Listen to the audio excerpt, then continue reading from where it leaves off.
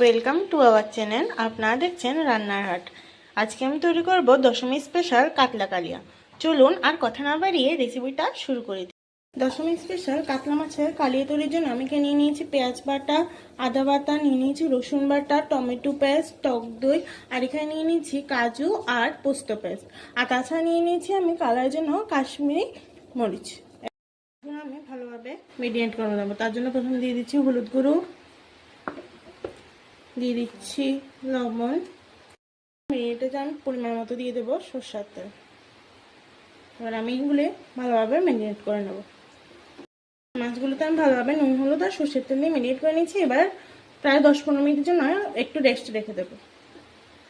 এটা ভালোভাবে গরম হয়ে গেছে। এবার আমি মেরিনেট করে রাখা মাছগুলো আস্তে আস্তে ভাজি দিয়ে দেবো। মাছগুলো মনে হয় একটু ভাজা হয়ে গেছে। এবার আমি অপরটা তুলতে দিচ্ছি।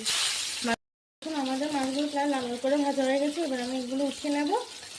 আমি একে একে সবগুলো মাছ সুন্দরভাবে ভেজে নিয়েছি। দেখুন, স্পেশাল কাতলা মাছের কালিয়াতে আমি ফোড়নে দিয়ে দিচ্ছি এখানে শুকনো লঙ্কা, গোলমরিচ, এলাচ আর লবঙ্গ।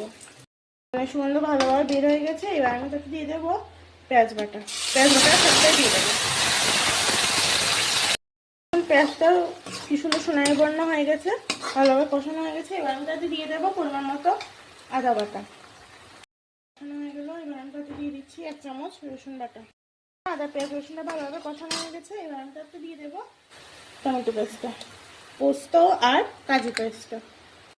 দিয়ে দিচ্ছি টক দই। টক দই দেওয়ার সময় কিন্তু গ্যাসের ফ্লেমটা মিডিয়াম আঁচে রাখবেন, নাহলে কিন্তু এখানে সব কিছু ভালোভাবে কষানো হয়ে গেছে।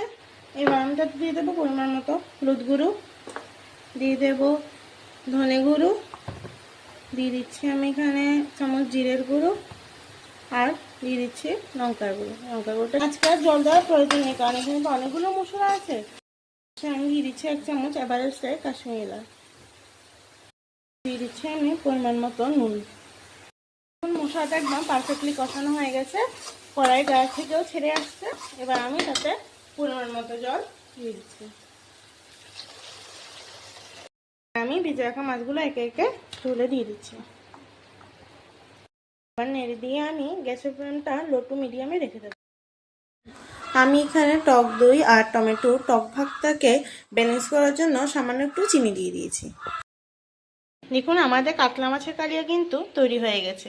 দশমীর দিনে এইভাবে কাতলা মাছের কালিয়া তৈরি করে গরম গরম ভাতের সাথে খেয়ে কেমন হয়েছে কমেন্টে কিন্তু আমাকে জানাতে ভুলবেন না। আর আপনাদের সকলকে শারদিয়ার অনেক অনেক শুভেচ্ছা রইল। আর এমন নতুন নতুন ধরনের ভিডিও পাওয়ার জন্য সাবস্ক্রাইব করুন রান্নার হাট।